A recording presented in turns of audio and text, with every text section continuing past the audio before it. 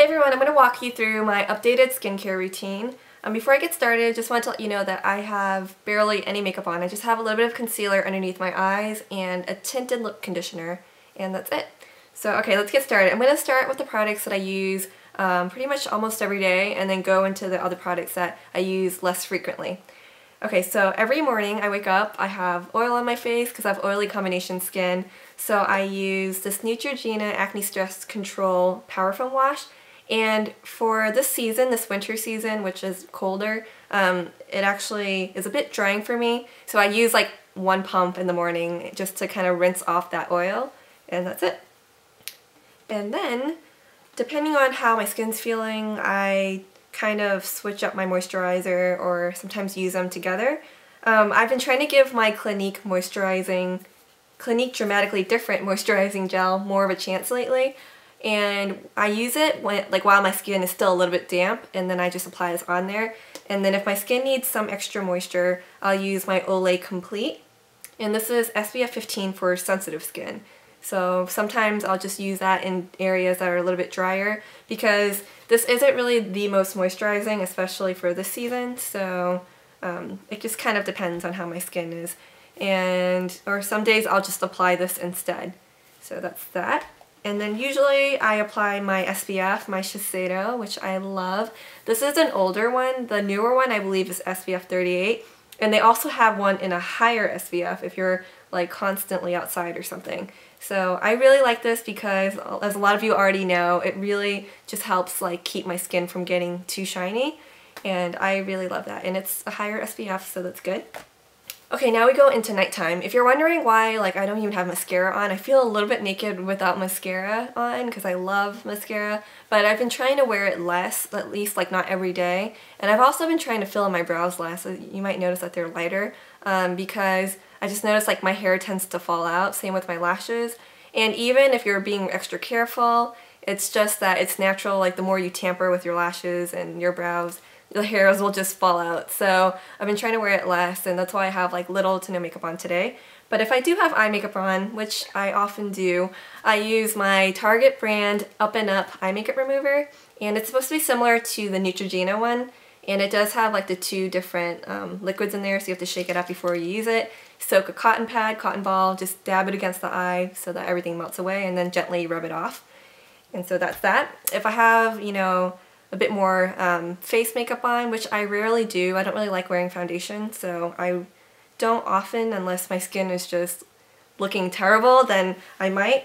Then I will use a facial wipe to wipe it all off before I use my Aveeno Positively Radiant Makeup Removing Cleanser, and I really like this. It's a foaming cleanser and it has a nice scent to it, and it does a pretty decent job at removing the makeup. If I have just light makeup on, tinted moisturizer or powder, I just go straight to this and use this, and it helps remove whatever extra eye makeup I might have on left over too. Because sometimes certain eyeliners or mascaras just leave that extra residue and it's hard to completely take it all off. So I definitely like to use this before I go to bed at night. And then I've been trying out this night cream, the Olay Age Defying Intensive Nourishing Night Cream. And I'm not really sure how I feel about this. I mean, it has a nice scent. It's a pretty light peachy color.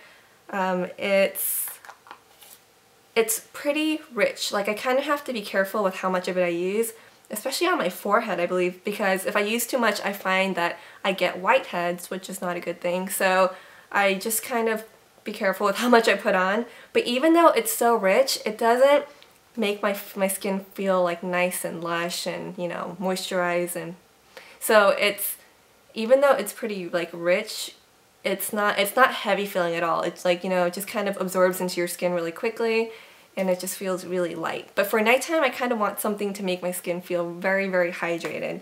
So I'm on the fence about this one, but I'll continue using it just to see how it works out. Alright, so about once to twice a week, just depending on how my skin is, I'll use a scrub, and I'm still using my St. Ives Apricot scrub. I know some of you are going to say that that's really harsh on your skin, so I just try to use it every now and then in between I'll do little touch-ups using my Neutrogena Acne Stress Control Power Scrub, because this has the micro beads, so it's more gentle for the skin. and it's just definitely nowhere near as harsh as the St. Ives one. So sometimes I'll use this in between. I actually used it today and it just makes me feel refreshed. I really like the scent of that one.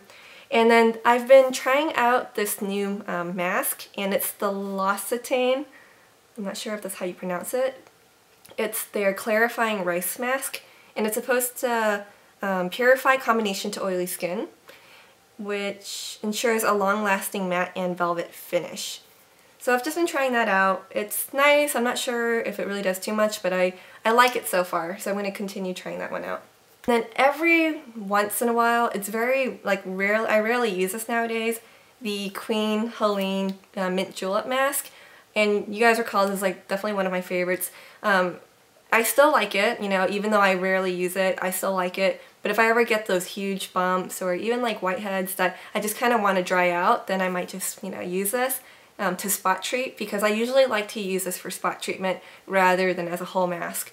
But it's one of those things that I don't really use that much anymore, but I like to have it just in case.